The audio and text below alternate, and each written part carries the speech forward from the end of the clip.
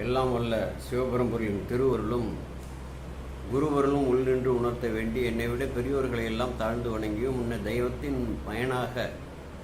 தவத்தின் பயனாக சிவஞான செய்திகளை நுணுகி அறிந்து கொள்ள வேண்டும் என்ற ஆவலோடு என்னை தொடர்ந்து வரும் அன்பர்களுக்கு எல்லா சிவமங்கல நலன்களும் வெளியேற வேண்டும் என்றும் இறைவனை இறைஞ்சி இந்த ஞான பூஜையை சிவ ஞான வேள்வியை தொடங்குகிறேன். தொடர்ந்து நாம் நமது நாயன்மார்கள் திருநட்சத்திரத்தை ஒட்டி அந்தந்த நாயன்மார்கள் வரலாறுகளை முன்னதாக உரை வடிவிலே அதற்கு பொருள் விளக்கம் விரிவாக பாடலுக்கு பாடல் பதத்துக்கு பதம் கொடுத்து சென்ற ஆண்டு பதிவிட்டிருக்கிறேன். இப்பொழுது நம்ம புரட்டாசி ரோஹிணி நட்சத்திரத்திலே குரு பூஜை கொண்டாடப்படும் திருநாளை போவாருக்கும் அப்படி வரைந்து அது சென்ற ஆண்டு அதை பதிந்திருந்தேன். இப்பொழுது உள்ள காலகட்டத்தில் உரைநடையை படிக்கக்கூட ஒரு 3-4 பக்கம் படிக்கக்கூட கால அவகாசம் இறைவனுக்காக ஒதுக்க தயாராக இல்லாத இந்த ஒரு காலத்திலே அதை புரிந்து கொள்ளக்கூட சக்தியற்று போய்விட்டார்கள். 2 தலைமுறையினருக்கு தமிழே முழுமையாக தெரியாமல் ஒரு 40-30% மேல் தமிழ் தெரியாமல் வளர்க்கப்பட்டு விட்டார்கள். படிப்பதிலையும் பல இடர்பாடு, பல சொற்பதங்களுக்கு பொருள் அறியாமல் இப்படியெல்லாம் வாழ்ந்து வருகிறார்கள். இந்த நேரத்தில் இறைவன் திருவுருள்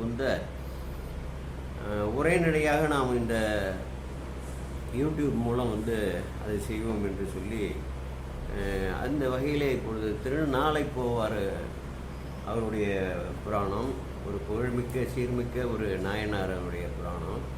அதிலே முதல் பகுதியாக மொத்தம் 37 பாடல்கள் உள்ளன.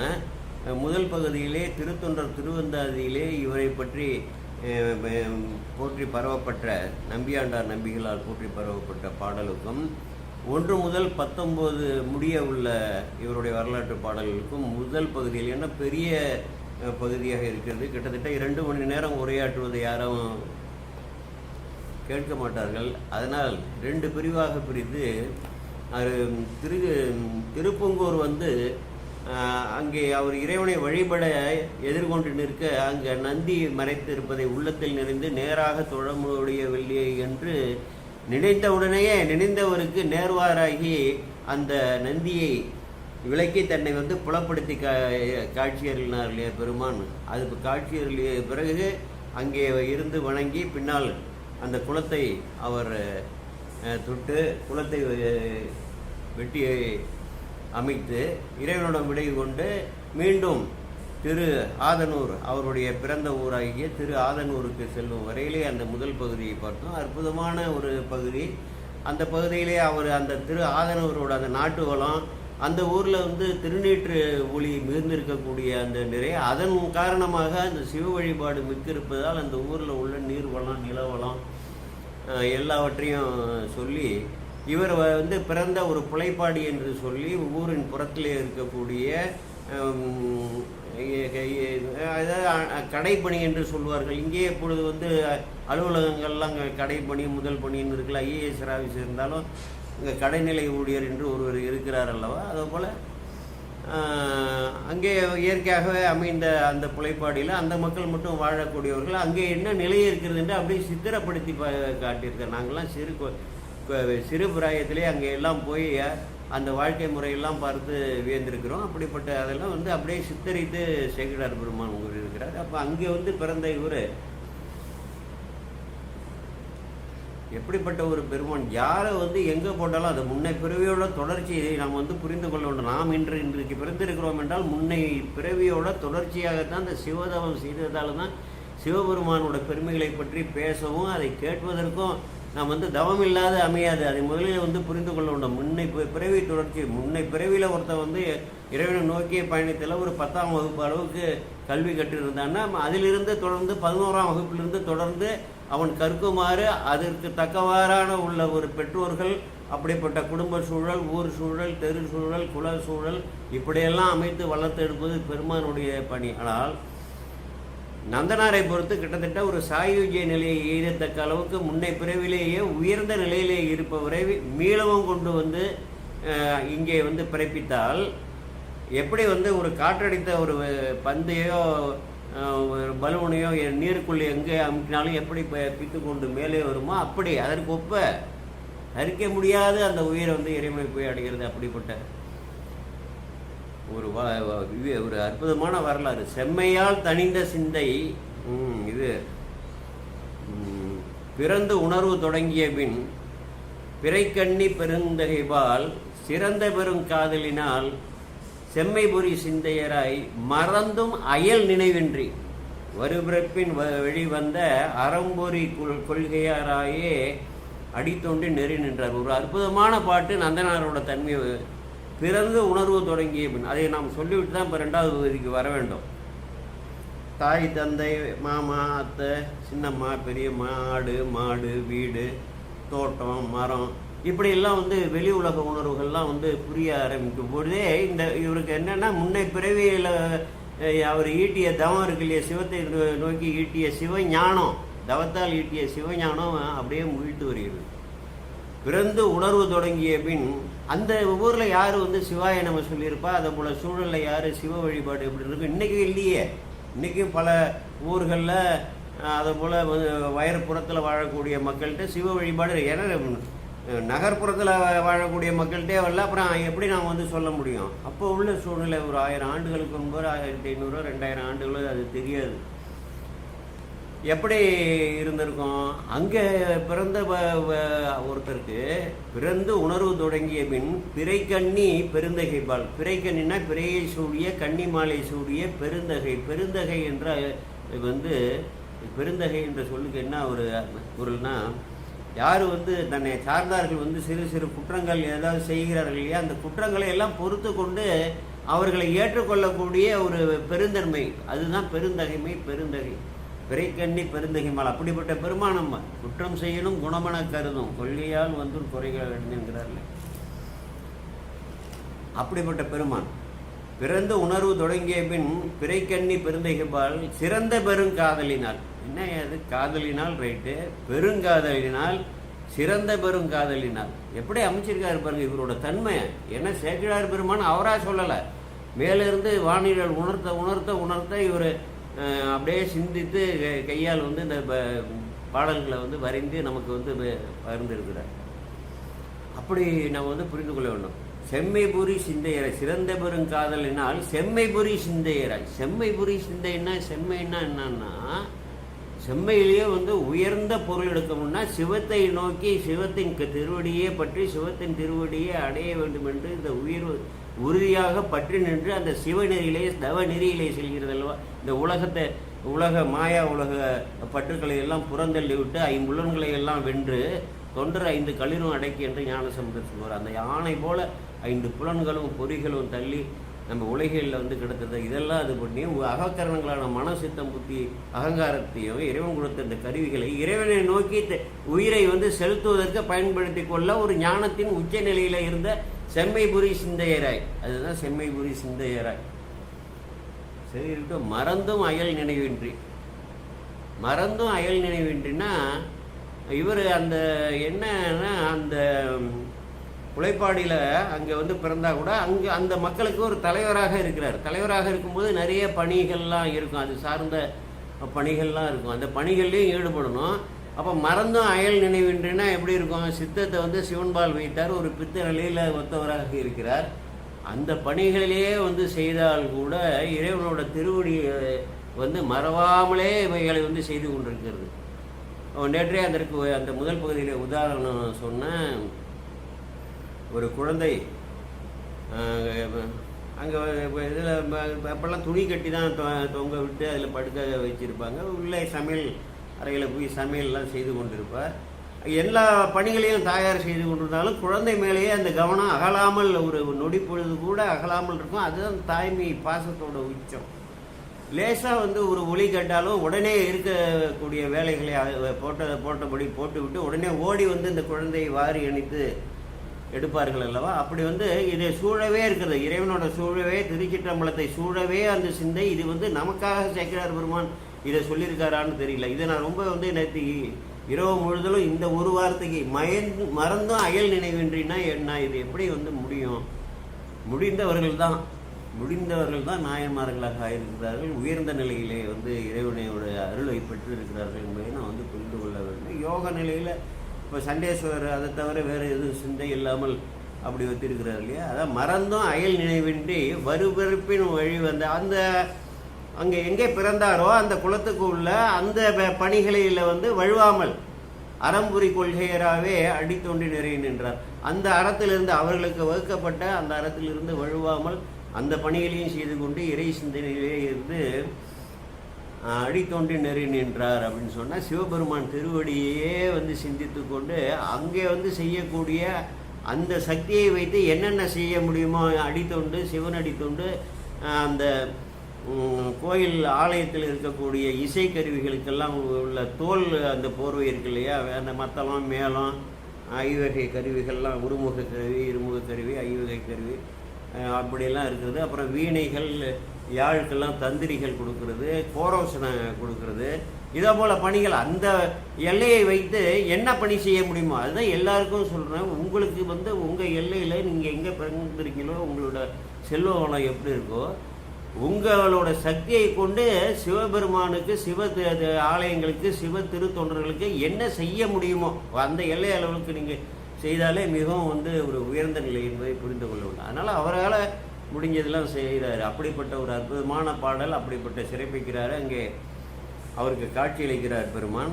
மீளவும் திரு ஆதனூருக்கு போகிறார். அங்கிருந்து தொடர்ந்து தில்லையிலே பெருமானோட ஐக்கியமாகக்கூடிய அந்த எல்லை வரை நான் இப்படி பார்க்க வேண்டும். ஏன்னா தில்லையில் நடராஜ பெருமானில் கிட்ட ஐக்கியமானவர் அந்தனர் குலத்தில் உள்ள மாணிக்கவாசகர். அடுத்தது நம்ம திருநாளை போவார். இது ரொம்ப சிந்தனைக்கு உரியது. இங்கே ஜாதியாவது குலமோ அது ஒரு நிலைக்கு மேலே போயிட்டோம்னா அதுக்கப்புறம் இவைகளெல்லாம் இறைவனை அடைவதற்கு இவைகள்லாம் இடையூறு என்பதை உணர வேண்டும். முதல்ல இது போல் எண்ணங்கள் ஜாதி மொழியை வைத்துலாம் பிழைக்கிறாங்க. இதில் ஆன்மீகத்தில் அடிப்படையே அறியாதவர்கள் அதெல்லாம் அவங்களெல்லாம் பார்த்தா பாவமாக இருக்குது. அவன் கெட்டு போகிறது இல்லாமல் எல்லாரையும் கெடுக்கிறான். ஜாதி குலம் இனம் மொழி எல்லா வேதத்தையும் கடக்கணும். கடக்கலைன்னா இறைவனோட திருவருள் உனக்கு கிடைக்காது. இந்த இன்பத்துன்பத்தை நீ என்னமோ தெரியல, நான் இப்படிலாம் சாமி கும்பிட்றேன், துன்பம் வருதுன்னா நீ தான் இந்த பேதமெல்லாம் பார்க்குறியே. அதெல்லாம் சிந்தித்து பார்க்கணும். இப்பொழுது நாம் தொடர்ந்து 20வது பாடல் திருநாளை போவர் புராணத்தில் பெரிய புராணத்தில் 20வது பாடலிலிருந்து பார்ப்போம். இத்தன்மை அங்கே போயிடுறார் இல்லையா, அவரோட கோயில் புறம் வளங்கொண்டு பணிந்தெழுந்து நடங்கொண்டு விடை கொண்டு இங்கே விடை பெற்றுக்கொண்டு தன்னுடைய பதி போயிடுறாரு. இத்தன்மை ஈசர் மகிழ் பதிபிரமும் சென்றிறங்கி இவ்வாறாக எப்படி இங்கே திருப்புங்கூரிலே இறைவனை வணங்கி அங்கே திருத்தொண்டுகள் எல்லாம் செய்து விட்டு மீள சென்றாரோ அதே போலவே ஈசர் மகிழ்ந்து உரையக்கூடிய அந்த ஆதனூரை சுற்றி இருக்கக்கூடிய பல பதிகளை எல்லாம் ஒவ்வொன்றாக சென்று வணங்கி ஊரிலிருந்து செல்வது வணங்கி வருவது. அப்படி இத்தன்மை ஈசர் மகிழ் பதிபலவும் சென்று இறங்கி வணங்கி மெய்த்த திருத்தொண்டு செய்து விரும்புவார். அவ்வாறாக ஒரு மெய்த்தொண்டு அதிகமான தொண்டுகளாகவும் மெய்யான தொண்டுகளாகவும் சிவ தொண்டுகளை எல்லாம் செய்து வாழ்வார். விரும்புவார்னு இந்த இடத்துல வாழ்வார் என்று வாழ்ந்து வந்தார் அப்படின்னு பொருள். இது மிக்கெழுந்த சித்தமுடும் திருத்தில்லை திருமன்று சென்றிறங்க உய்த்த பெரும் காதல் உணர்வு ஒழியாது உதிப்ப. அப்போ என்னென்னா மிக்கெழுந்த சித்தமுடும் அவர் சித்தத்தில் என்னன்னா முன்னை பிறவிலேயே சிவ தில்லையில் நட்டமாடக்கூடிய பெருமான் உறைந்திருக்கிறார். அவருடைய திருவடி உறைந்திருக்கிறது, அவருடைய திருவுருவம் உறைந்திருக்கிறது. உள்ளே இருக்கிறதான உரம் இல்லை, உள்ளது இல்லாதது வராது, உள்ளது போகாதுன்னு சொல்லுவாங்க. அதுபோல் உள்ளது அவர் சித்தத்தில் உயிரறிவில் முன்னை பிறவிலேயே தில்லை நட்டப்பெருமான் மேலே ஒரு இச்சை வைத்து அந்த சிந்தையில் நிறைந்து வைத்திருக்கிறார். மிக்க இழந்த சித்தமுடம் அந்த இது என்ன ஆயிடுது, வளர வளர அவருக்கு அறிவு முழிக்க அறியாமை விலக உள்ளே இருக்கக்கூடியது மேலே வருது. திருத்தில்லை திருமன்று சென்றிறங்க திருத்தில்லையில் திருமன்றில் நட்டபாடும் பெருமானை கண்டு வணங்க திருத்தில்லை மன்று திருமன்றத்திலே நடமாகக்கூடிய பெருமானை சென்றிறங்க உய்த்த பெரும் காதல் உணர்வு ஒழியாது உய்த்தன்னா செலுத்தன்னு அர்த்தம். உய்த்த பெரும் காதல், ஆமாம் உணர்வு, காதல் உணர்வு, பெருங்காதல் உணர்வு. மேலும் மேலும் என்ன ஆயிடுதுன்னா இவரோட காதல் உணர்வு எப்படியாவது இந்த தில்லை மன்றிலே நட்டமாடும் பெருமானை நான் வந்து பார்க்க வேண்டும்ங்கிறது எண்ணம் வந்து அடியிலிருந்து உந்தி தள்ளுது. அந்த காட்சியை நான் வந்து மீண்டும் காண வேண்டும். மீண்டும்னா இந்த பிறவியில் இல்லை, எப்பயோ ஒரு பிறவியில் இந்த சித்தத்தில் நிறைச்சது தானாகவே முயற்சி வெளியில் வருது, உள்ளே இருக்கிறதே வெளியில் வருது.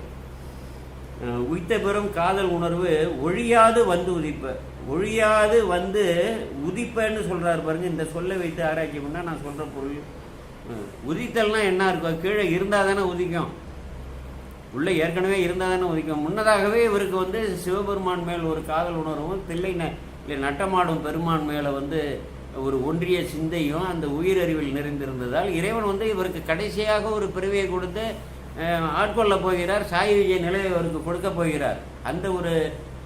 அந்த நிலையில் உள்ளவரை இங்கே வந்து பிறப்பித்திருக்கிறாரு. அவருக்கு அதை தவிர இறைவனை தவிர இறைவன் தொடர்பு இல்லாமல் மறந்து அயல் நினைவென்று ஒரு நொடித்துக்குள் பொழுது அளவு கூட சிவத்தை வந்து நின்றாலும் இருந்தாலும் கிடந்தாலும் நடந்தாலும் என்றாலும் துயின்றாலும் விழித்தாலும் இமைத்தாலும் மன்றாடும் மலர்பாதம் ஒரு காலம் மறவாதார் குன்றாத உணர்வுடையார் தொண்டராம் குணத்தின் மிக்காரு சேக்கிரார் பாடுறாருங்களா. அதை போல் வந்து எப்போ எழுதுமே அந்த சிந்தையில் இருக்கக்கூடிய நிலையில் இருந்ததால் அந்த உய்த்த பெரும் காதல் உணர்வு அந்த உள்ளம் வந்து தள்ளுதில்லை. அவரை போய் பார்க்கணும்னு சொல்லி அந்த நடராஜ பெருமானை அப்படியே உள்ளத்தில் அடைத்திருக்காரு. அது நேராக அந்த காட்சியை போய் நான் காண வேண்டுங்கிற அந்த எண்ணம் உள்ளத்தில் வந்து உதிக்கிது. இதெல்லாம் உரைநடை நூல்கள்லாம் அவர்களால் எழுத முடியாது.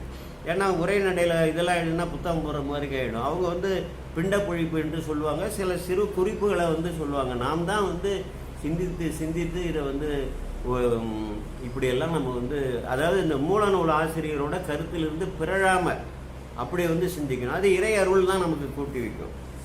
அடுத்த 21வது பாட்டு. அன்று இரவு கண்டு கொய்துகிறார். ஒரு நாள் ரொம்ப உச்ச நிலைக்கு வந்துடுது பாருங்க. பகலில் நினைக்கிறார், இரவு பூரா வந்து தூக்கம் வராது. சில இதை வந்து உறுதியாக பற்றி அதை அடைந்தே தீர வேண்டும் என்று நம்ம உறுதி எடுத்தோம்னா எல்லாமே போயிடும் இல்லையா. அந்த இயல்பான நிலை வந்து மாறி ஒரு சிறப்பான நிலை வந்து உள்ளத்தில் பதிஞ்சுக்கிட்டுன்னா அன்றைக்கு உறக்கம் வராது இல்லையா. சில பேருக்கு வந்து நாளைக்கு பரீட்சையாக இருக்கும், முதல் நாள் நான் இரவு பூரா தூக்கமே வராது. அப்படிலாம் வந்து நடக்கும். அன்றிரவு கண்டுயிலார் புலர்ந்ததன் பின், அன்றைக்கு இரவு போய் சூரியோதயமாகி புலர்ந்ததன் பின் காலை விடிந்ததன் பின் அங்கு எய்த ஒன்றி அணைதரு தன்மை உருகுலத்தோடு இசைவில்லை என்று இதுவும் எம்பெருமான் ஏவலென போக்கொழிவார். பாருங்க, இரவு பூரா தில்லைக்கு போகணும்னு முடிவு பண்ணார். தில்லையில் உள்ள நட்டபெருமானை வந்து கண்டு தரிசிக்க வேண்டுங்கிற எண்ணம் வருது. விழுந்த உடனே என்ன ஆகிடுது, நாமே வந்து இரவு சில முடிவுகள் சிந்தித்து செய்வோம், பகலில் அதை செய்ய வேண்டும் என்று பகலில் வந்து அதை வேண்டான்னு கூட எண்ணம் வந்து மாற்றி விடுவோம். அப்படிலாம் நடக்க முடியல. இது உலகத்தில் உள்ள இயல்பு. அதான் சொல்கிறார். புலர்ந்ததன் பின் அங்கு எய்த ஒன்றிய அணை தன்மை உருகுலத்தோடு இசைவில்லை. அங்கே வந்து நாம் தில்லைக்கு நகரத்துக்குள்ளேயோ அந்த ஆலயத்துக்குள்ளேயோ புகுந்து இறைவனை வந்து கண்டு தரிசிக்கக்கூடிய தன்மை நாம் வந்து இப்போ உருகுலம். இறைவன் வந்து எந்த குலத்தில் நம்ம வந்து உற்பத்தி இருக்கிறாரோ, எங்கே பிறப்பித்து இருக்கிறாரோ, இந்த குலத்தோட தன்மைக்கு அது வந்து இசைவில்லாமல் இருக்கிறதே, பொருந்தாதே, நாம் அங்கே செல்ல முடியாதே, அனுமதிக்கவும் மாட்டார்களே, ஏதோ அப்படியெல்லாம் எடுத்துக்கலாம். அங்கு எய்த, அங்கு என்றால் திருத்தில்லையிலே எய்த, திருமன்றிலே கொண்டு போய் இறைவனை எய்தி அந்த நட்டமாடும் பெருமானை காண அங்கு எய்த ஒன்றே அணைதரு தன்மை. அங்கே நான் வந்து ஒன்றே அணைவதற்கான தன்மை இந்த உருகுலம், இந்த உற்றாகுலம். நான் வந்து இப்போ பிறந்திருக்கிறேன்னா இந்த குலத்துக்கு வந்து ஒவ்வாது, இந்த உள்ள இதோட வந்து இசையாது, உருகுலத்தோடு இசைவில்லை. என்னடா இது, இப்படிப்பட்ட ஒரு குலத்தில் நம்மை பிறப்பித்திருக்கிறார்கள், நாம் வந்து இங்கே தில்லையிலே போய் இறைவனை வணங்க முடியாதே என்று மனம் கவல்கிறார், வருத்தப்படுகிறார் என்று. இதுவும் வந்து எம்பெருமான் ஏவல்.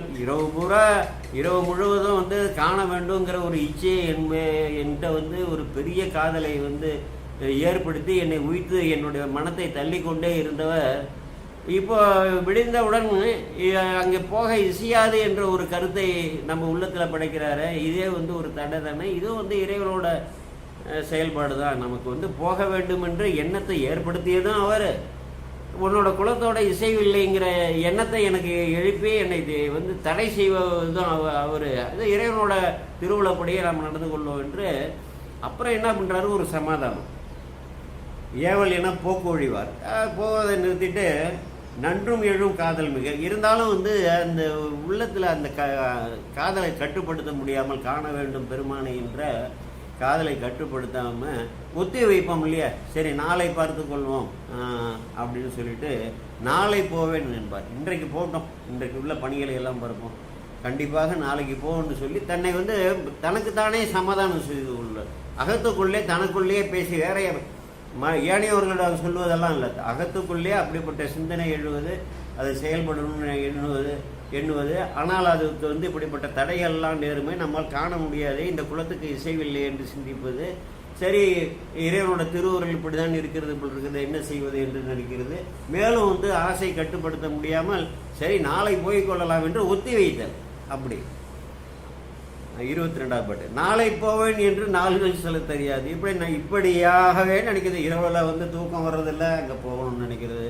பகலில் எழுந்த உடனே இந்த குளத்தை இழிவெல்லாம் நினைக்கிறது, அங்கே போக முடியாது என்னன்னு நினைக்கிறது. இறைவனோட திருவுருள் எப்படி இருக்கிறது என்ன நினைக்கிறது. சரி நாளை போகணும்னு நினைக்கிறது. இப்படியாக சொல்லி சொல்லி சொல்லி தள்ளி போட்டு பல நாட்கள் கடந்து விட்டன. நாளை போவேன் என்று நாள்கள் செல்ல தெரியாது, அதுக்கு மேலே இருக்க முடியல. இப்படியே நாட்கள் போய் கொண்டிருக்குது. பூளைப்பூவாம் பிறவி பிணிப்பொழிய போவாராய் பாளைப்பூம் கமு கொடுத்த பழம்பதியின் நின்றும் போய் வாழை போத்து எழும்பழனும் சூழ்த்தில்லை மருங்கனைவா. என்ன ஆக போகுதுன்னா, பூளைப்பூவாம் பிறவி பிணிப்பொழிய, பிறவி பிணிப்பு இருக்குது. இந்த பிறவி ஏதோ 100 ஆண்டுகள் 60 ஆண்டுகள் 70 ஆண்டுகள் இருக்கும். இது வந்து ஒரு சாதாரண இதுக்கு என்ன ஒப்பீடு சொல்கிறாங்கன்னா, இந்த பூளைப்பூன்னா அதாவது மோப்ப குழையும் அணிச்சன்னு கூட திருக்குறளில் வரும் இல்லையா. மோப்ப குழையும் அணிச்சம் உகந்திருந்து நோக்க குழையும் விருந்துன்னு சொல்லி அந்த அதை எடுத்து அந்த முகர்ந்து பார்த்தாலே அது வந்து வாடும்னு அப்படி சொல்லுவாங்க. அப்படி தான் இந்த பூளைப்பூனா மெல்லிய இதழ்களை உடைய பூ உடனே எடுத்த உடனே அது வாடி ஒரு காய ஆரம்பிச்சுடும். அப்படிப்பட்ட குறுகிய காலமே வாழக்கூடிய இந்த ஈசலை வந்து உதாரணமாக சொல்லுவாங்க. புற்றீசல் போல் வாழ்க்கை உடனே தோன்றி உடனே வரும். அப்படி பூளைப்பூவாம் பிறவி பிணிப்பு. ஆனால் இந்த பிறவி பிணிப்பு என்ன ஆயிடுதுன்னா, பிறவி இந்த உயிரோடு கட்டி போட்டு லட்சக்கணக்கான பிறவிகள்லாம் வந்து வருகின்றதல்லவா, அதெல்லாம் வந்து ஒழியக்கூடிய நிலையில் இருக்கார். இப்போ எல்லா பிறவி இதுவரையிலும் அவர் கடந்து வந்து புல்லாகி புடாகி புழுவாகி மரமாகி பல்விருகமாகி பறவை பாம்பாகின்னு அப்படிலாம் பல பிறவிகள் உரை சேரும் 84 100,000ஆம் யோனி பேதம் நிறை சேர படைத்து அவ்வுயிருக்கு ஆங்காங்கே நின்று அருள் செய்வான் அமரங்கோயில்னு சொல்லி ஞானசம்பந்தர் பாடியிருக்காருல வீழ்மொழியில். அதே போல் 84,000 யோனி பேதம் பிறவி வகைகள், ஒன்றுலையும் வந்து கோடிக்கணக்கான பிறவிகள், ஒவ்வொன்றிலையும் வந்து கோடிக்கணக்கான பிறவிகள், எல்லாவற்றையும் கடந்து வந்து மனித பிறவிகளே எத்தனையோ பிறவிகளை வந்து வீணாக கழித்து இப்போ என்னன்னா உயர்ந்த நிலைக்கு இறைவனோட ஐக்கியமாகக்கூடிய உச்ச நிலைக்கு வந்திருக்கிறாரு. அந்த நிலை இங்கே வந்துட்டுது. அதை வந்து ஆசிரியர் நமக்கு கூற்றாக சொல்கிறார். பூளைப்பூவாம் பிறவி பிணைப்பு ஒழிய போவாராய். அந்த பிறவி பிணைப்பு இருக்கு பாருங்க, தொடக்கம் இருக்கு இல்லையா, இது வந்து முற்றிலுமாக ஒழிய இறைவனை நோக்கி இறைவனை அடைய போவாராய் பாளைப்பூம் கமு கொடுத்த பழமதியும் நின்று போய் இங்கே இந்த ஆதனூர் அவர் பிறந்த ஊரோட வளம். பாளைப்பூ கமுகு உடுத்தன்னா அதால் சூழ்ந்த இவைகள்லாம் வந்து சூழ்ந்த ஒரு இயற்கை வளமிக்க அவருடைய பழம்பதியின் அந்த பழம்பதியாகிய திரு ஆதனூரிலிருந்து அவர் பிறந்த ஊரிலிருந்து தில்லையை நோக்கி போய் வாழைப்போத்து எழும் பழனும் சூழ்தில்லை மருங்கனைவோர். வாழைப்போத்து எழும்னா பழனம்னா நிறைய வயல்கள்லாம் இருக்கின்றன, நிறைய நீர்நிலைகள்லாம் இருக்கின்றன. அங்கே வாழை போத்துன்னா ஒரு போத்துங்கிறது ஒரு ஆண் பாலுக்கு சொல்லுவாங்க. அதுபோல் வாழை மீன்கள், வலிய வாழை மீன்கள்லாம் துள்ளி குதிக்கக்கூடிய எழுந்து குதிக்கக்கூடிய அந்த வயல்களால் சூழப்பட்ட நீர் வளமும் நில வளமும் உள்ள அந்த தில்லைப்பதி அந்த எல்லையை போய் அடைகிறார். தில்லை மருங்கடைவார்.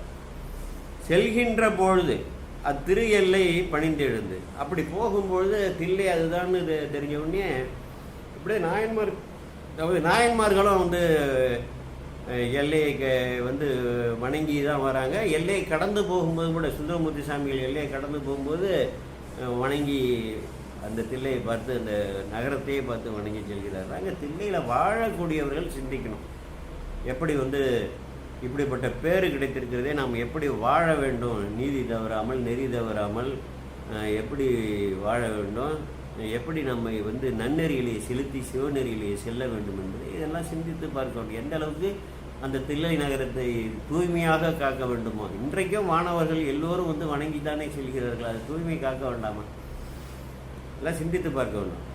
செல்கின்ற பொழுதே அந்த திரு எல்லை பணிந்து எழுந்து அப்படியே நெடுஞ்சாங்கடியாக அந்த தில்லை நகரம் தொலைவில் இருக்கிறத வந்து பார்த்து விழுந்து வணங்கி எழுந்து பல்கும் செந்தி வளர்த்த பயில் வேள்வி எழும்புகியும். இங்கேருந்து பார்க்குறாங்க நிறைய வேத வேள்விகள்லாம் செய்வதால் அங்கே தீயில இருந்து எழக்கூடிய புகையெல்லாம் இருக்கிறது இல்லையா? ஆணபுக வேதியர்கள் ஆகுதியின் மீது புகை போகி அழகார் வானமுறு சோலை மிசை மாசுபட மூசும் மயிலாடுதுறைன்னு இந்த மயிலாடுதுறை சொல்லுவாங்க. இந்த வேதியர்கள்லாம் வளர்க்கக்கூடிய அந்த ஆகுதி வளர்க்குறாங்க இல்லையா, குண்டங்களில் போட்டு அதுலேருந்து எழக்கூடிய புகை போய் வானத்து அளவுக்கு போய் முட்டி அங்கே இருக்கக்கூடிய சோலைகள்லாம் அதே 200 அடி 150 அடி போயிருக்கு பாருங்க, அதிலெல்லாம் படர்ந்து அப்படியே மேகமாக திரண்டு மழை வர்றது அப்படி சொல்லுவாங்க.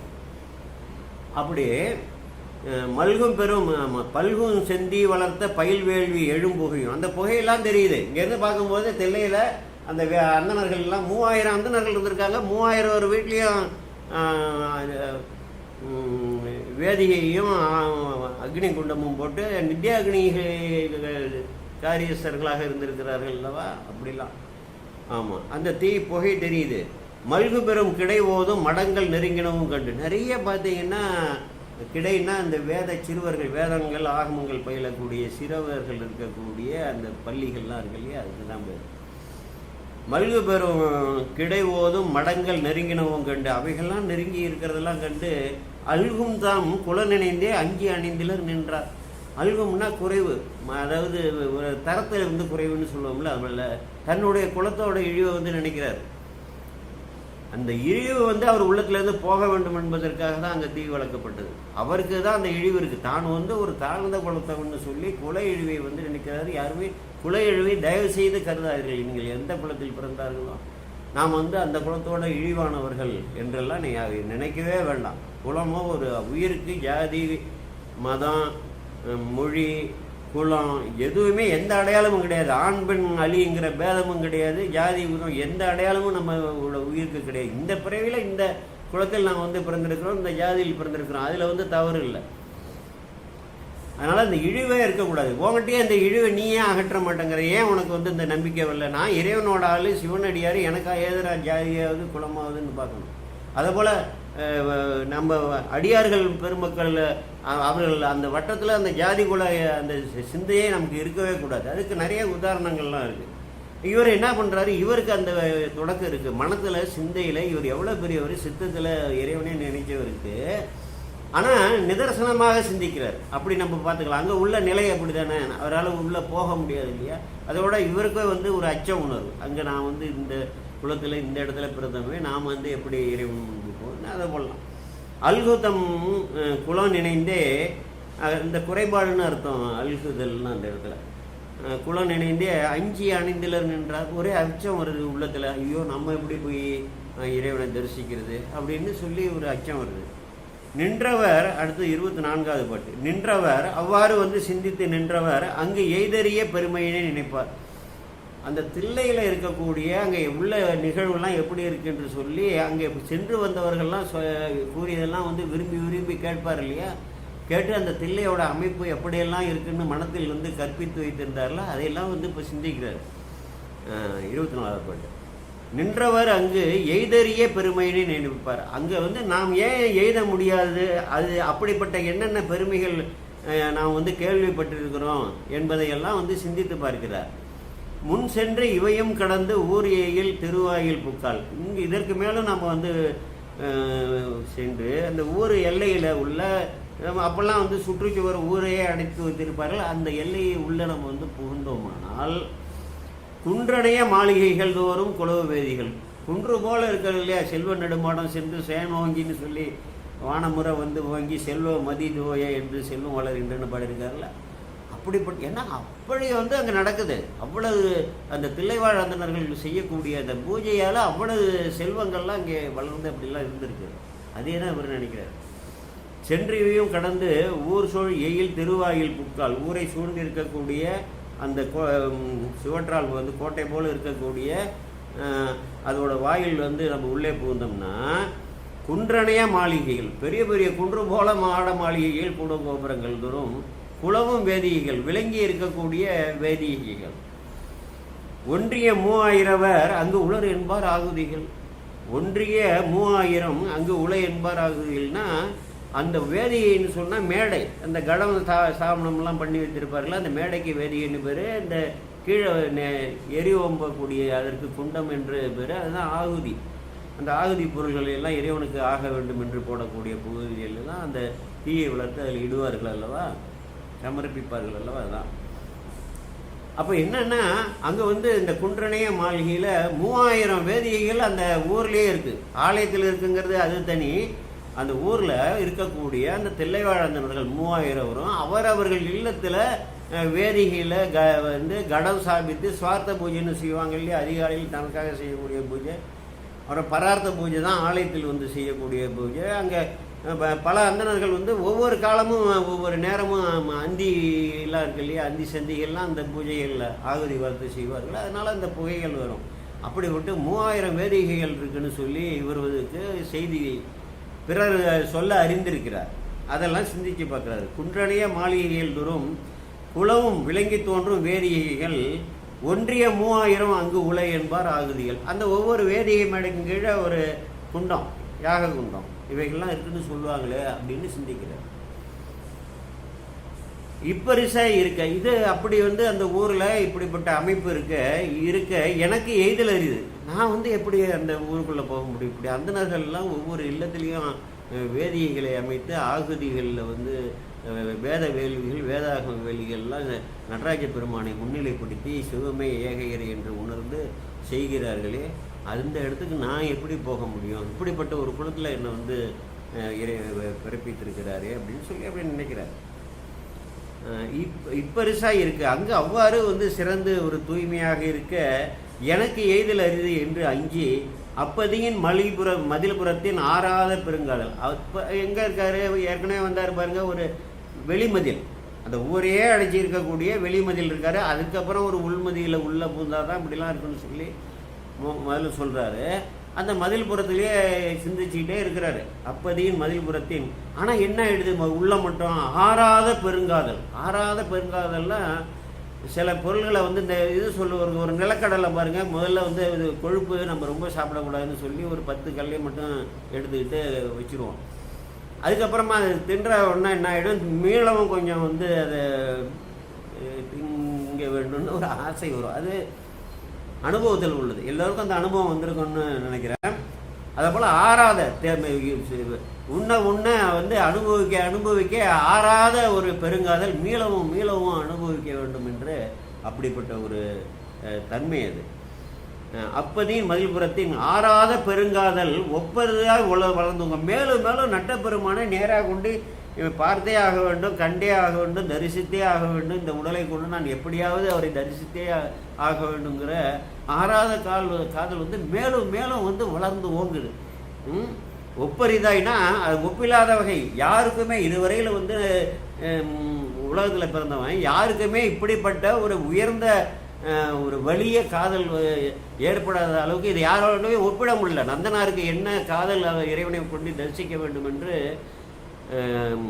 அதை வந்து சொல்லணும்னா வேறு யாரையாவது ஒப்பிட்டு சொல்ல முடியல. அதனால தான் ஒப்பரிய காதல். வேறு யாருக்கு இப்படிப்பட்ட காதல் இருந்தது என்று சொல்ல முடியலங்கிற ஒரு கருத்தை நாம் எடுத்துக்கொள்ள வேண்டும். நாயன்மார்களுக்கு இடையில் நம்ம வந்து ஒப்பிடக்கூடாது, பொதுவாக புரிந்து கொள்ள வேண்டும்.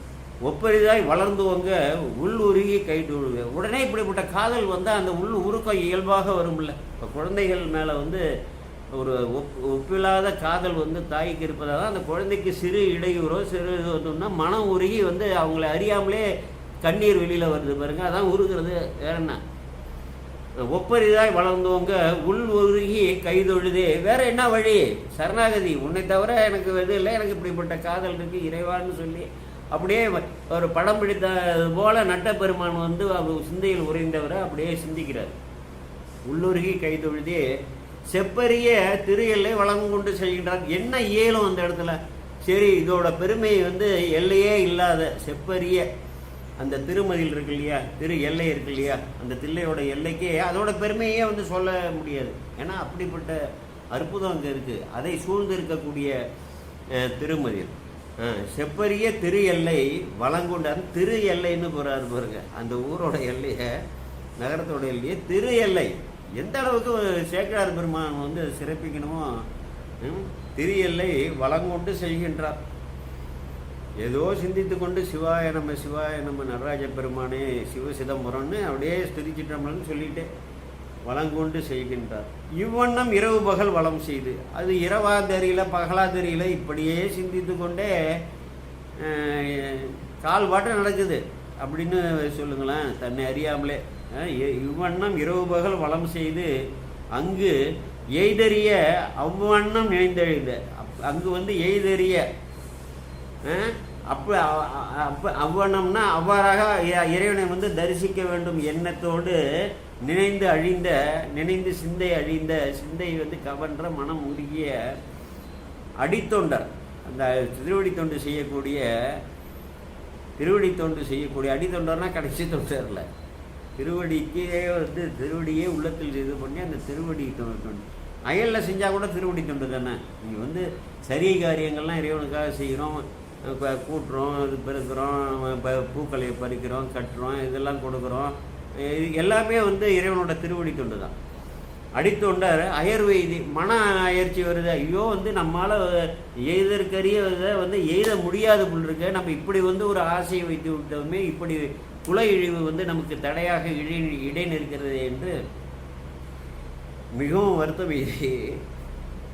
என்ன நினைக்கிறார்? மைவண்ண திருமணற்றால் மண்டில் நடம் கும்பிடுவது எவ்வண்ணம், எப்படி தான் நான் வந்து எப்படி நான் வந்து போக முடியும், என்னோட குல இழிவு தடுக்குது, எப்படி இவர்கள் வாழக்கூடிய இடத்துலலாம் நான் வந்து செல்ல முடியும்னு பலவாறாக சிந்தித்து மைவண்ண திருமணற்றார். அங்கே நீலகண்டராக இருக்கிறார் இல்லையா, பொன்மேனியில் வந்து ஒரு நீலகண்டம் உள்ள ஒரு கரை வைத்திருக்கிறார் இல்லையா, பெருங்கருணைக்கு அடையாளமாக, சார்ந்தாரை காத்த அடையாளமாக. மைவண்ண திருமிடற்றார் மன்றில் நடம் கும்பிடுவது, மன்றிலே அவர் வந்து அந்த 5 நடனம் ஆடுகிறாரே, அதை நான் சென்று கும்பிடுவது எவ்வாறு நான் வந்து அவரை போய் கும்பிட முடியும் என்று சொல்லி ஒரு ஏக்கம் என நினைந்தே ஏசரவனோடு அந்த வருத்தத்தோடையே துயில்றார். அப்படியே நினச்சி கொண்டே, அதான் ஒரு நொடிப்பொழுது கூட வந்து மறந்தும் அயல் நின்று இருக்கிறவர் துயிலும் துஞ்சும் போதாக வந்து துணையனுக்கு ஆகி நின்று அஞ்சல் நின்று அருளி செய்ய என்று சொல்லுவார்ல. துஞ்சல் இல்லாத போதிலும்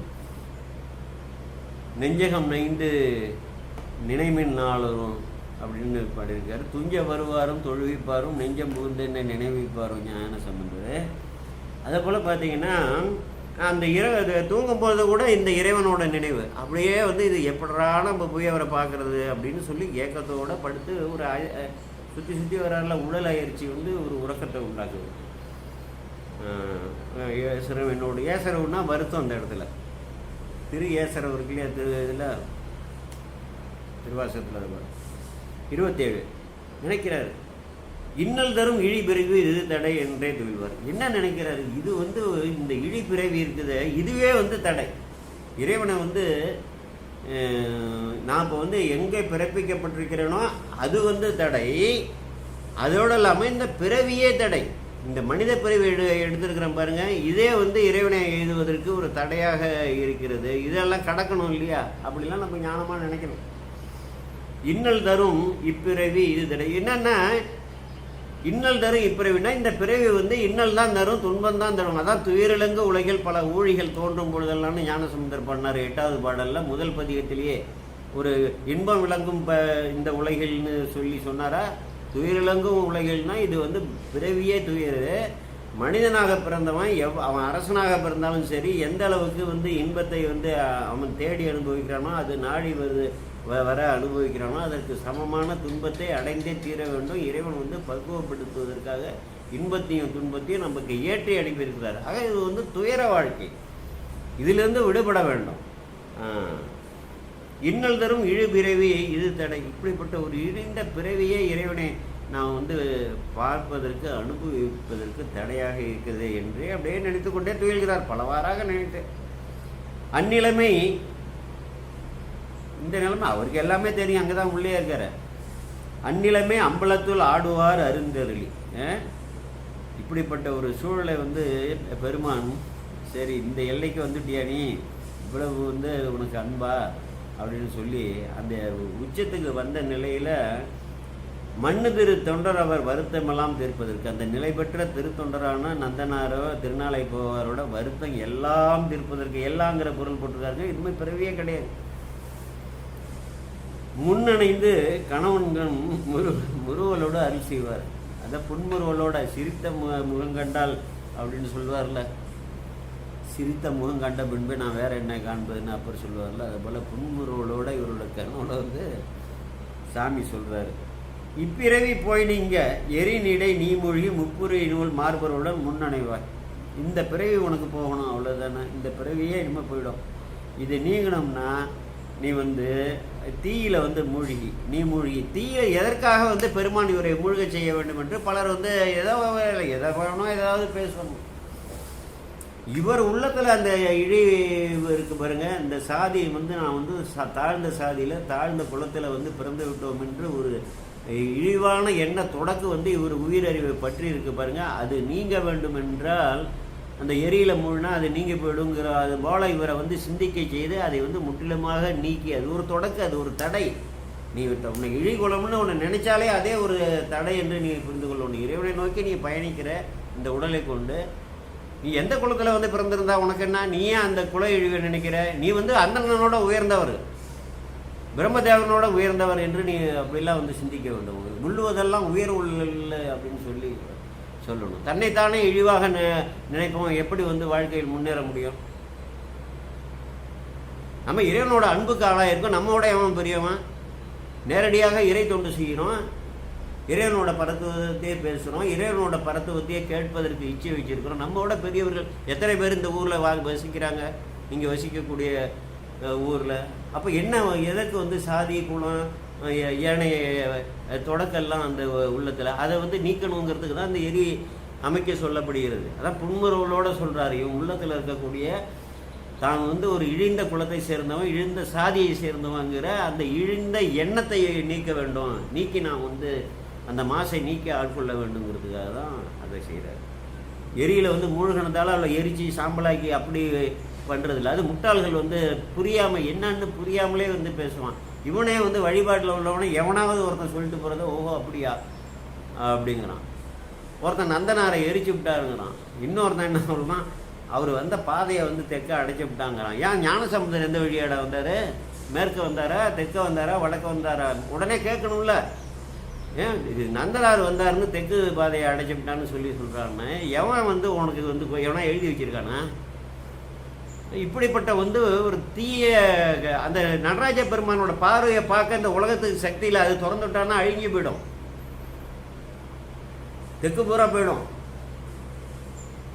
அந்த கட்டட அமைப்பை பார்த்தா தெரியும் அங்கே ஒரு வாயில் எந்த காலத்துலேயும் இருந்ததே இல்லைன்னு. அந்த கட்டட அமைப்பை நீங்கள் அந்த இடத்துல போய் பார்த்தீங்கன்னா நடராஜ பெருமானுக்கு நேராக கொடிமரத்தை தாண்டி தெற்க அங்கே எழுக்கப்பட்டிருக்கிற சுவற்றை வந்து அந்த சுவரை பார்த்தாலே நமக்கு தெள்ள தெளிவாக தெரியும் இது வந்து ஒரு பொய் உரை வந்து இருக்கா. எந்த காலத்துலேயும் அந்த வாயில் இல்லை. அந்த இறைவனோட சக்தியை வந்து தாங்க முடியாது.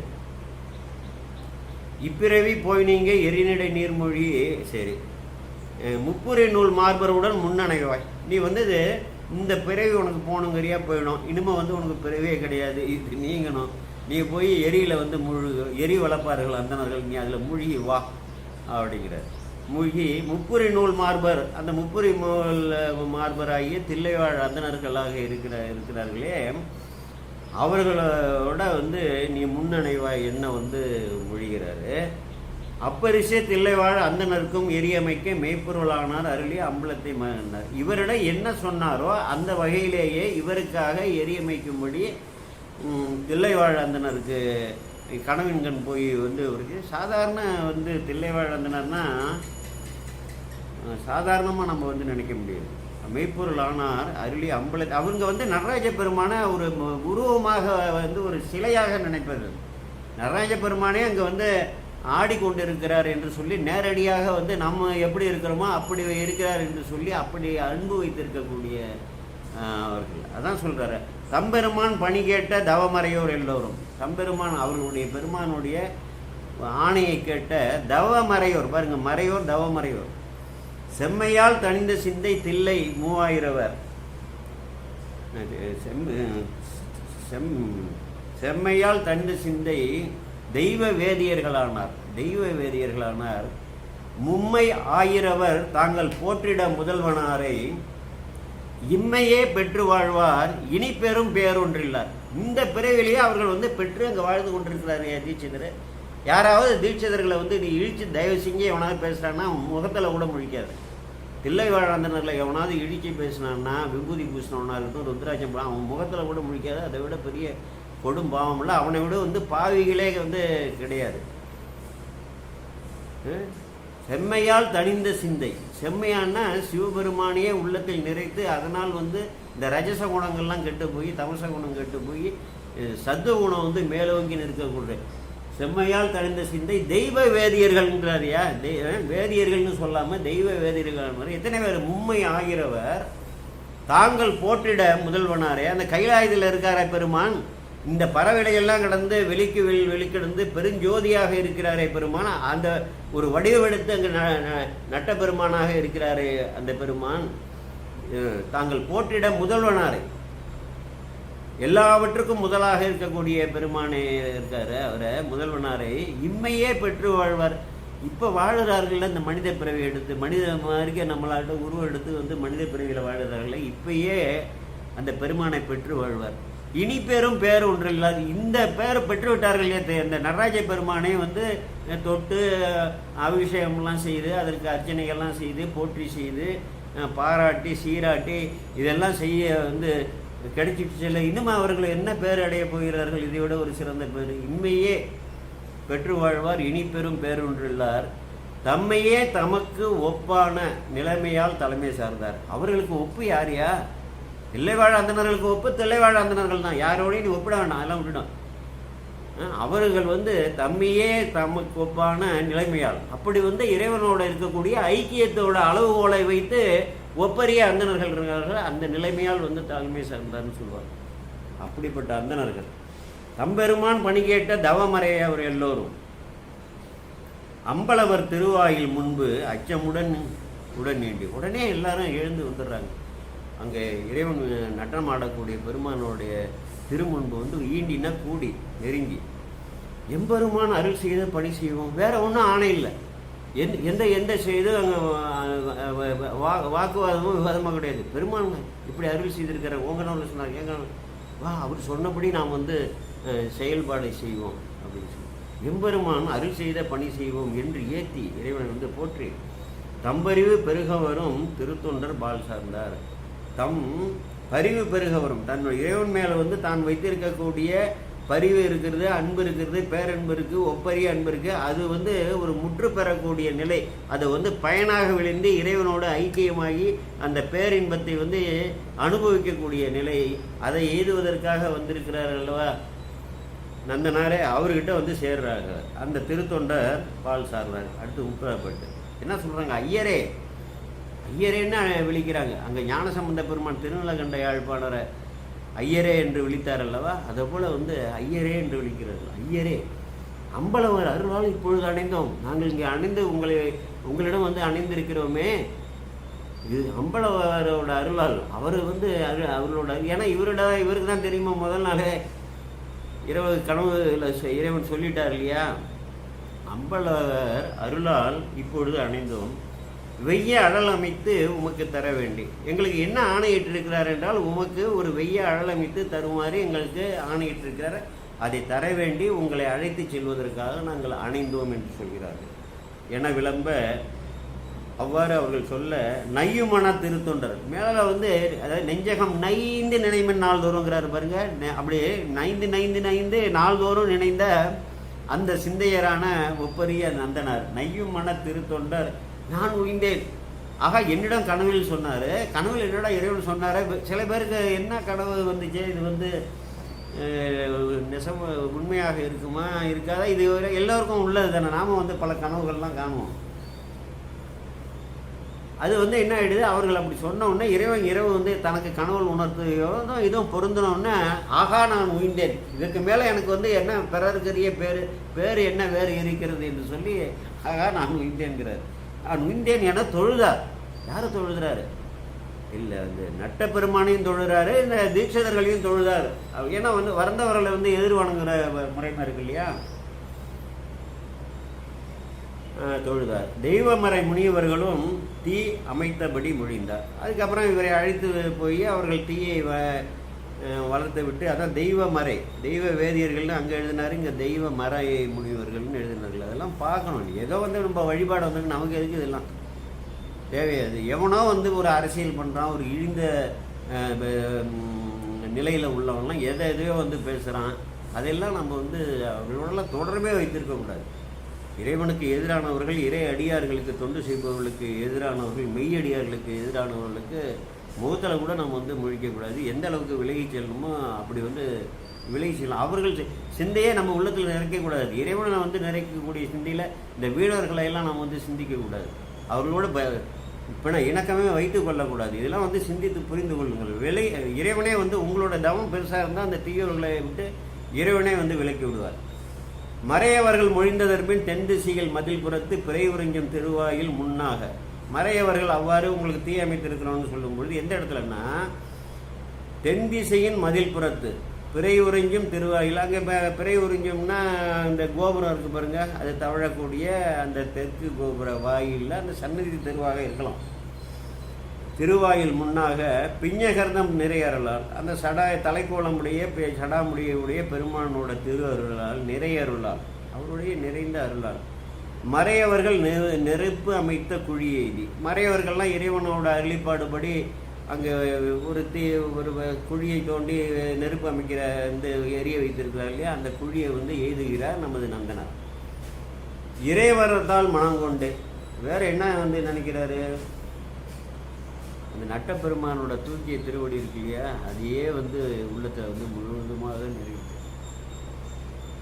இறைவர்தால் மனம் கொண்டே எரிசூழ வளம் கொண்டார். அந்த இறைவனோட திருவடியை சிந்தித்தபடியே அந்த எரி அமைத்திருக்கிறார்களே, அதை வந்து அப்படியே அஞ்சலி குவித்து வளம் வருகிறார். அப்படியே கற்பித்து நம்ம பார்க்கணும்.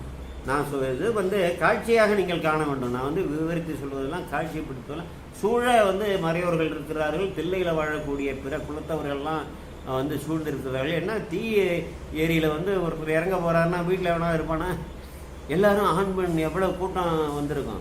அங்கே மறைவர்கள் தில்லை வாழாதவர்கள் அத்தனை பேரும் வந்திருக்காங்க. எல்லாம் இறைவன் இப்படிப்பட்ட ஒரு திருவிளையாடல் செய்கிறாரே, நமக்கு என்ன என்றே புரியவில்லை, எதற்கு இப்படியெல்லாம் செய்கிறார் பெருமான்னு சொல்லி அவர்களுக்கு எவ்வளவு வந்து சிந்தையில் உள்ள மாற்றங்கள் ஏற்பட்டிருக்கும். வளங்கொண்டார். கைதொழுது நடமாடும் கழல் உண்ணி அழல் புக்கார்.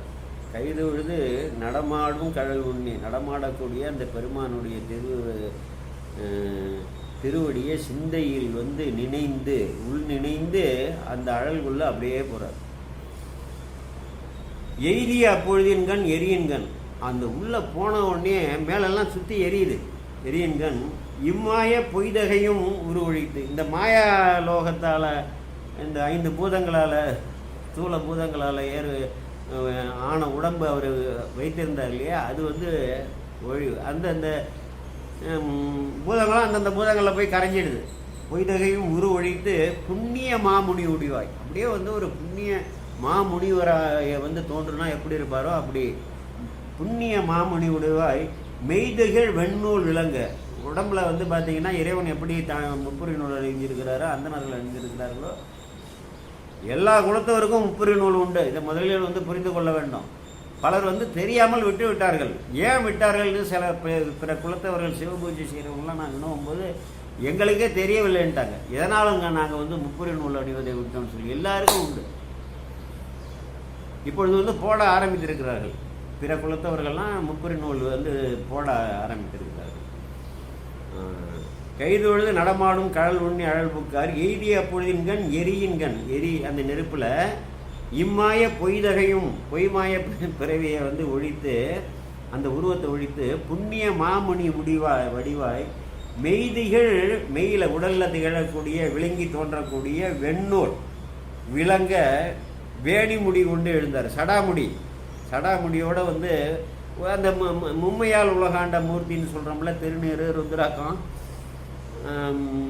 எல்லாமே இருக்கு இல்லையா, அந்த சடாமுடி. அதுதான் அந்த சடாமுடியோடு வந்து ஒரு பெரிய புண்ணிய மறைமுனிவர் வடிவாக எழுதுறார். செந்தி எழும்போது, செந்தி மேல் எழும்போது அப்படி வந்து சிவந்து எரியக்கூடிய அந்த அது வந்து சுடாத நெருப்பு. இது எந்த ரகசியம் அவனுக்காக தெரியுமா? அது வந்து சுட்டு எரித்து பொடியாக்கக்கூடிய தீ அல்ல. இந்த பௌதிக தீ 5 பூதங்களில் உள்ள தீ கிடையாது. அது வந்து குளிர்ச்சியை கொடுக்கக்கூடிய தீ. உலகியல் பார்வைக்கு தீயாக தெரியும். இந்த இதெல்லாம் வந்து தெய்வ ரகசியங்கள். அவர் இந்த எரிஞ்சி எலும்பு சாம்பல்லாம் அங்கே வந்து கடந்ததுன்னு எங்காவது எழுதியிருக்கிறாங்களா? யாராவது சொல்லியிருக்காங்களா? அதெல்லாம் புரிந்து கொள்ள வேண்டும். செந்தி மேல் எழும்போது செம்மலர் மேல் வந்து எழுந்த அந்தணன் போல் தோன்றினார். அந்த தாமரை, சிறந்த தாமரையில் அந்த வேதம் ஓதக்கூடிய பிரம்மதேவன் இருக்கார் பாருங்க, அப்படி வந்து தோன்றினாராம். அது ஒரு ஒப்பீடு பண்ணுறாரு இவரோட புறத்தோற்றத்தை. செம்மலர் மேல் வந்து எழுந்த அந்தணன் போல் தோன்றினார். அந்தர துந்து வினாதம் வந்து எழுந்தது. அந்த அந்த ஐவகை இசைக்கருவிகள்லாம் அங்கே வானலோகத்தில் இருக்கு பாருங்க. அந்த எல்லா வகையான இசையெல்லாம் அந்த கருவிகளே வந்து இசைக்கின்றன. அந்தர துந்தி நாமம் வந்து எழுந்தது. இருன்னா பெரியன்னு அர்த்தம். பெரிய அந்த வானத்தில், அந்த வானத்தில் வந்து இசைக்கருவிகள்லாம் ஒலிக்கக்கூடியது, ஓங்கி ஒலிக்கக்கூடிய அந்த ஒளிலாம் வந்து இங்கே சேருகிறது. வானவர்கள் மகிழ்ந்தார்த்து பைந்துணர் மந்தாரத்தின் பனி மலர் மாரியில் பொழிந்தார். இப்போ முன்னாடி சொன்ன அது வந்து எரியமைத்து அந்த எரியில் மூழ்க போகிறதுக்கு முன்னாடி அந்த தில்லைவாழந்தனர்கள் அவ்வளோ பேரும், அங்கே அந்த ஊரில் இருக்கக்கூடிய அவ்வளோ பேரும், அப்புறம் வானவர்கள்லாம் இருக்காங்கள்ல, பல்வேறு வகைப்பட்ட வானுலகத்தவர்கள்லாம் இருக்காங்கள்ல, அவர்கள்லாம் வந்து வியந்து நோக்கி எல்லோரும் காண வராங்க இந்த காட்சி. அவங்க என்ன பண்ணுறாங்கன்னா மந்தார மலர், 7 வகை மலர் இருக்குதான் அங்கே வானகத்தில். பாரியாதம்லாம் சொல்லுவோம் இல்லையா, அந்த பூ மரங்கள் 7 வகையான மரம் இருக்குதான். அந்த மகிழ்ந்து அவர்கள்லாம் திளைத்து, ஐயோ இப்படிப்பட்ட ஒரு அடியாரா, இப்படிப்பட்ட ஒரு பேரா, நமக்கு கிடைக்காத பேரா அவருக்கு கிடைச்சிது. நட்டபெருமானை வந்து நம்ம வெளியில் நின்று வந்து வணங்கிட்டு போகிறோம், அவர் போய் அணைய போகிறாரே, அவருக்கு வந்து இப்படிப்பட்ட திருவருள் அணைந்திருக்குதுன்னு சொல்லி பைந்துணர் மந்தாரத்தின்னா மெல்லிய இதழையுடைய பைந்துணர்னா புதிய இதழ் விரிந்த அந்த முகிழ்ந்த மந்தார மலர், மந்தாரத்தின் பனிமலர் மாரிகள் பொழிந்தார். ஒரு ஈரத்தோடு இருக்கக்கூடிய அந்த மலர்களை மழை போல வந்து பொழிகிறார்கள் அந்த தேவர்கள்லாம் மகிழ்ந்து. 34 திருவுடைய தில்லைவாழ் அந்தணர்கள் கைது விழுதார். திருவுடைய பாருங்க, எங்கெங்க தில்லைவாழ் அந்தனர் சேக்கிழார் பெருமான் போட்டுறாரு. நீ சேக்கிழார் பெருமானை குருவா வைக்கிட்டு இருக்கிறவன் வந்து தில்லைவாழ் அந்தனர்கள் இழிச்சி பேசினீங்கன்னா அது கொஞ்சமாவது அறிவு இருக்கணும், தொடர்பு இருக்கணும் நம்மளோட வாழ்க்கைக்கும் செயல்பாட்டுக்கும். திருவுடைய தில்லைவாழ் அந்தனர் என்னைய திருவுடைய கற்றாங்கு எரியோம்பி கலியை வாராமே செற்றார். கற்று அங்கன்னா வேதங்களை எல்லாம் கற்று இறைவனையே உள்ளத்தில் அடைத்து எரியோம்பி வேத வேள்விகளை எல்லாம் செய்து சிவபெருமானை தவிர அவங்களுக்கு தெய்வமே தெரியாது. இந்த இவனும் பல தெய்வம் கும்பிட்றான் பாருங்க, அங்கே தில்லைவாழந்தனர்கிட்ட கிடையாது. பல சிவாச்சாரியார்களே யாரையோ வந்து கும்பிட போயிட்டாங்க. பல அந்தணர்கள் வந்து யாரையோ தெய்வம்னு கும்பிட்றாங்க. தில்லைவாழந்தனர்களில் ஒரு அந்தணர் கூட வந்து பிற தெய்வத்தை வந்து வேற தெய்வமே இல்லையே அவங்க எப்படி நினைப்பாங்க? அந்த ஞானம் உடையவர்கள் தான் திருவுடைய. கற்றாங்கு எரியோம்பி கலியை வாராமை சென்றார். கலியை வாராமை சென்றார்னா உலகத்திற்கு ஆதி பௌதீகம், ஆதி தெய்வீகம், ஆதி ஆன்மீகம்னு வரக்கூடிய அவ்வளவு உயிர்களுக்கு வரக்கூடிய அத்தனை இடர்களையும் காக்கக்கூடியவர்கள். வெள்ளம், வறட்சி, சுனாமி, பூகம்பம், புயல், அப்புறம் வந்து அதெல்லாம் பௌதீகம் சம்மந்தப்பட்டது. அப்புறம் தெய்வங்களால் வந்து இந்த வினைகளுக்கு தக்கவாறு ஊட்டக்கூடிய அந்த கேடுகள். ஆன்மீகம்னா பல உயிர்கள் இருக்குல்ல, சிங்கம், புலி, கரடி, யானை எல்லாம் வந்து அடிக்குது இல்லை. இதை போல் வந்து உயிர் வாழக்கூடிய மக்களுக்கு வரக்கூடிய அத்தனை பகைகளையும் வந்து வாராமல் சக்தி இழக்க செய்யவர்கள். கற்று ஆங்கு எரியோம்பினா வேதங்களை வந்து முறையாக கற்று அங்கே வேத வேள்விகளை எல்லாம் செய்து, வேதாகம வேள்விகள் எல்லாம் செய்து கலியை வாராமே செற்றார் வென்றார். கலியை வாராமே செற்றார் அவர்கள் வாழ்தில்லை சிற்றம்பலமேய அப்படின்னு பாரு. பரப்பை படுத்தெங்கும் பசுவேட்டு எரியோம்பும் சிறப்பர் வாழ்தில்லை. பரப்பை படுத்தெங்கும்னா அந்த வேத மேடை இருக்கு இல்லையா, வேதிகைன்னு சொல்லுவோம்ல, அது சில இது வந்து பறவைகள் வடிவெல்லாம் அமைப்பாங்களாம். அதான் பரப்பை படுத்து எங்கும் நிலைப்படுத்தி எங்கும் பசுவேட்டு எரியோம்பும், நெய்யை வைத்து எந்த எரியோம்புகிறார் இல்லையா சிறப்பர். அப்படிப்பட்ட பெருமானையே வந்து வேத முதல்வனான பெருமானையே, வேதத்தின் பொருளாக இருக்கக்கூடிய பெருமானையே முதல்வனாக தலைவனாக வைத்து வேள்விகள்லாம் செய்து ஓம்பி இந்த உலகத்தை வந்து காக்கக்கூடியவர்கள். அவர்கள் தில்லையை மட்டும் இல்லை, இந்த உலகத்திற்கே தீங்கு வராமல் காக்கக்கூடியவர்கள். அதான் சொல்றாரு, திருவுடைய தில்லைவாழ் அந்தணர்கள் கைதொழுந்தார். அப்படிப்பட்ட திருவுடைய அந்தணர்கள், தில்லைவாழ் அந்தணர்கள்லாம் இப்படி வந்து ஒரு புண்ணிய மாமுனி வடிவாக வராரே, பிரம்மதேவனோட வந்து ஒரு சிறப்பான ஒரு தோற்றத்தை இறைவனுக்கு அளித்தாருன்னு சொல்லி அவங்க அப்படியே வந்து கைதொழுறாங்க. அஞ்சலி கூப்பி கைதொழுதார். பரவரிய தொண்டர்களும் மனம் பரவரியன்னு பலவாறாக இறைவனை வந்து பரவக்கூடிய, போற்றி பரவக்கூடிய அரிய தொண்டர்களும், அப்படிப்பட்ட அங்கே சூழ்ந்திருக்கக்கூடிய தொண்டர்களும், அங்கே பரவி நிற்கக்கூடிய தொண்டர்களும், அப்படியும் ஒரு பொருள் எடுத்துக்கலாம். பணிந்து மனம் களிமன்றார். உடனே வந்து பணிந்து வீழ்ந்து பணிந்து மனசில் வந்து அவ்வளோ சந்தோஷம். என்னடா இப்படி வந்து ஒரு நந்தனார் இப்படி வந்து வந்தார், இந்த கோலத்தோடு வந்தார், இப்படி அந்தணனாக வடிவெடுத்து நம்ம கண் முன்னாலே நிகழ்ச்சின்னா எப்படிப்பட்ட ஒரு அச்ச உணர்வு வர வரும். எல்லாம் வந்து மகிழ்கிறாங்க. அருமறை சூழ் திருமன்றில் ஆடுகின்ற கடல் வணங்க. அங்கே அருமறைகளால் வந்து சூழப்பட்ட ரிக்வேதம், யஜுர்வேதம், சாம வேதம், அதர்வண வேதம், வேறு ஏதாவது சொல்லுவோம் அறம்பொருள் இன்பம் வீடுன்னு, எல்லாம் வந்து தவறு என்பதற்கு நான் வந்து ஆச்சாரியர் ஆதாரத்தோடு காமிக்கிறேன். எதற்காக அதெல்லாம் செய்கிறான்னே தெரியல. அந்த 4 வேதங்களால் வந்து சூழப்பட்ட அந்த திருமன்று இருக்கு இல்லையா, மன்றம், திருமன்றில் அங்கே ஆடுகின்ற பெருமானுடைய கழலை வணங்க நந்தனார். அந்த நோக்கத்தில் தானே அந்த உயிர் இங்கே வந்துச்சு. அந்த புண்ணிய மாமொழியோர் வடிவாக இருக்கக்கூடிய அந்த வடிவத்துக்குள்ளே இருக்கிறது யார்? நம்ம திருநாளை போவார் தானே இருக்கார் உயிர். இந்த உயிர் வேறு, உடல் வேறு. அருமுறை சூழ் திருமன்றில் ஆடுகின்ற கடல் வணங்க வருகின்றார் திருநாளை போவாராம் மறைமுனிவர். திருநாளை போவேன், நாளை போவேன், நாளை போவேன் என்று சொல்லி கூறிக்கொண்டிருந்த அந்த மறைமுனிவர் எதை வந்து காண போவேன் என்று சொல்லி கொண்டிருந்தாரோ அந்த பெருமான் நட்டமாடுகின்ற அந்த திருவடியை கண்டு வணங்குவதற்காக அங்கே போகிறார். இவங்கெல்லாம் பின்னால் போகிறாங்க. அப்போ வந்து இந்த வீதியிலேருந்து பாருங்கள், உடன் செல்ல சென்று எய்தினா கொஞ்சம் தூரம் போய் சென்று எய்தினா, அப்போ அந்த தெற்கு கோபுரத்தில் அந்த தெற்கு வீதியை கொஞ்சம் முன்னாடி இந்த நாம் அப்படியே வந்து சிந்திச்சு பார்த்து பல கருத்துக்களை வச்சு பார்க்கும்பொழுது அப்படி தெரியும். அப்போ வந்து அவர்களும் அவர்களோட பின்தொடர்ந்து செய்கிறாங்க பாருங்கள். அப்புறம்தான் வந்து அந்த இதில் கோபுரத்துக்கு கீழே உள்ளே எழுதுறாரு. தில்லைவாழ் அந்த நேரம் உடன் செல்ல. உடனே என்ன பண்ணுறாங்க, நடராஜ பெருமானை நோக்கி அவர் போறாருங்கிற அந்த உணர்வோடு அவர்களும் வந்து சூழ்ந்து போகிறார்கள். உடன் செல்ல சென்று எய்தி. எங்கே எய்துறார்?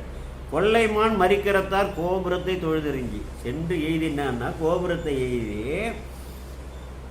அங்கே கொள்ளைமான் மாறுன்னா கொள்ளைகளில் வந்து தோட்டங்களில் மேயக்கூடிய மான்குட்டியை கையில் வைத்திருக்கிறாரே அந்த பெருமானுடைய அந்த கோபுரத்தை, அது தெற்கு கோபுரம் இருக்குது பாருங்கள், அதை வந்து வீழ்ந்து தொழுது இறங்கி வணங்கி ஒல்லை போய் உட்புகுந்தார். விரைவாக போய், ஒல்லைன்னா விரைவுன்னு போய். இப்போ நான் 35வது பாடல் படிக்கிறேன். ஒல்லை போய் உட்புகுந்தார். உலகுய்ய நடமாடும் எல்லையினை தலைப்பட்டார் யாவர்களும் கண்டிலரார். எதற்காக யாவர் நடமாடுறாரு? உலகம் உயிரத்துக்கு. உலகங்கிறது யாரு? உலகத்தில் வந்து வாழக்கூடிய உயிர். உலகத்தில் வாழக்கூடிய உயிர்களில் யார் சிறந்தவர்? உலகம் என்பது உயர்ந்தோர் மாட்டை என்பது தொல்காப்பிய விதி. யார் உயர்ந்தவர்? இந்த மனித பிறவி எடுத்ததே வந்து ஊனடைந்த உடம்பின் பிறவியே தானடைந்த உறுதியை சாருமால் தேனடைந்த மலர்பொழில் தெல்லுகள் மானடம் செய் வரதர் பொற்றால் தொழில்னு 2வது பாட்டிலே சொல்லிட்டாரு. இந்த சதையும் எலும்பு ரத்தமும் நரம்புகளும் உள்ள இந்த உடல் இறைவனால் கொடையாக அளிக்கப்பட்டதை நீ பயன் கொண்டு அந்த இறைவனோட திருவடியை தாண்டா எழுதணும், அவரோட திருவடியை வணங்குன்னு சொல்லிட்டாரு சேக்கிரார் பெருமாள். கோபமா எல்லையினை தலைப்பட்டார். உலகுய நடமாடும் அந்த பெருமானும் அங்கே மன்றுல நடனம் ஏடுறாரு. அந்த மன்றுல கருவறைக்குள்ள போய் தலைப்படுறாரு. அதுக்கப்புறம் யாருக்கும் தெரியல. யார்? மாணிக்கவாசகர் எப்படி போய் அடைந்தாரோ, மாணிக்கவாசகருக்கு முன்னதாகவே இவர் அடைந்திருக்க வேண்டும். ஏன்னா இவரோட கால எல்லையே தெரியல. முதலாக வந்து நீ தாழ்ந்த குலம்னு சொல்றியே, சைவத்தில் தாழ்ந்த குலம். அந்த மன்றில் முதலாக வந்து அந்த மன்று உள்ள அங்கே நிலை பெற்ற காலந்தொட்டு வரலாறுலேயே நந்தனார் தான் அங்கே போய் திருநாளை போவார் தான் முதலாக அங்கே கருவறையில் புகுந்து நட்டப்பெருமானோட ஐக்கியமானதான் நமக்கு வரலாறு கிடைத்த அளவில் சொல்லும். பின்னால் வந்து மாணிக்கவாசகர் அங்கே போய் திருவாசகத்தோட பொருள்லாம் இதுதாண்டான்னு சொல்லி உள்ளே சென்றதாக அது வரலாறு. இறைவனோட ஐக்கியமானதாக யாருக்குமே காணல. அதுக்கப்புறம் அந்த புண்ணிய முனி வடிவாக வந்து உள்ளே புகுந்தார்ல, அந்தணர்கள் அதிசயித்தார். முதல்ல பாருங்க யாரை அதிசயிக்கிறாங்க, இவங்களும் எவ்வளோ தடவை போயிட்டு வராங்க.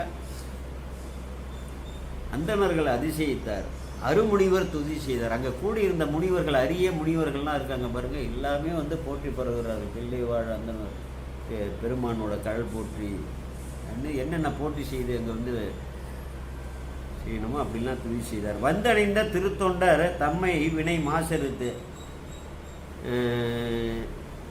அவர் தன்னை வந்து அந்த மன்றுக்குள்ளே வந்து தன்னை அணைந்தார் இல்லையா, அந்த திருத்தொண்டராகி நமது நாளை போவார்.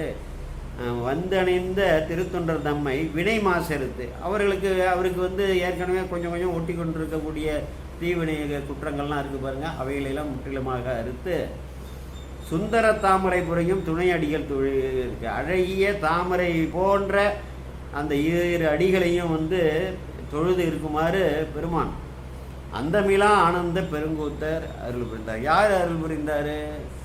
கூத்தர். என்ன கூத்தர்? பெருங்கூத்தர். என்ன பெருங்கூத்தர்? ஆனந்த பெருங்கூத்தர். அதுக்கு எல்லை இருக்குதா? எல்லையே இல்லை. அப்படிப்பட்ட ஆனந்தத்தை விளைவிக்கக்கூடிய பெருங்கூத்தராகிய பெருமான் இவருக்கு தன்னுடைய திருவடியை தொழுதிருக்குமாறு அந்த பெரிய பேற்றை அருள் செய்தார் என்று சொல்லி இந்த 36வது பாடலில் முடிக்கிறார். அடுத்து 37. மாசு உடம்பின் விட, மாசு உடம்பு விட, மாசு உடம்பை வந்து விடுவதற்காக, குற்றமுள்ள இந்த உடலை வந்து விடுவதற்காக தீயின் மஞ்சனம் செய்து அருளி எழுந்து. அங்கே திருமஞ்சனம் எதில் செய்கிறாரு? குளிக்கிறாரு. நம்மளாம் மாசு போக உடலை வந்து குளிப்போம், அங்கே என்ன பண்ணுறாரு? தீயில் உள்ளே புகுந்து அந்த உடலை விடுறாரு. குளித்து அருளி எழுந்து ஆசில் மறைமுனியாகி, எந்த வித குற்றமும் இல்லாத மறைமுனிவர் வடிவத்தை ஆகி அம்பலவர் தாளடைந்தார். பெருமானுடைய சிற்றம்பலத்தில் இருக்கக்கூடிய நட்டமானும் பெருமானுடைய திருத்தாளையை அடைந்தாராகிய திருநாளை போவார். தேசுடைய கழல் வாழ்த்தி, அவருடைய ஒளிமிக்க கழல் வாழ்த்தி. யாரோட? திருநாளை போவாரோட ஒளிமிக்க திருவடிகளை போற்றி வாழ்த்தி, அவருடைய கழலை வாழ்த்தி. அடுத்து நான் என்ன செய்ய போகிறேன்னா குறிப்பு தொண்டர் வினை. அடுத்து திருக்குறிப்பு தொண்டரோட வரலாறு சொல்ல போகிறார். வினை பாசமரம் முயன்றவர்தம், அதாவது தன்னுடைய இந்த பாச தொடக்கு அருமாறு திருத்தொண்டு செய்தார் இல்லையா, அப்படி முயற்சி பண்ணார்.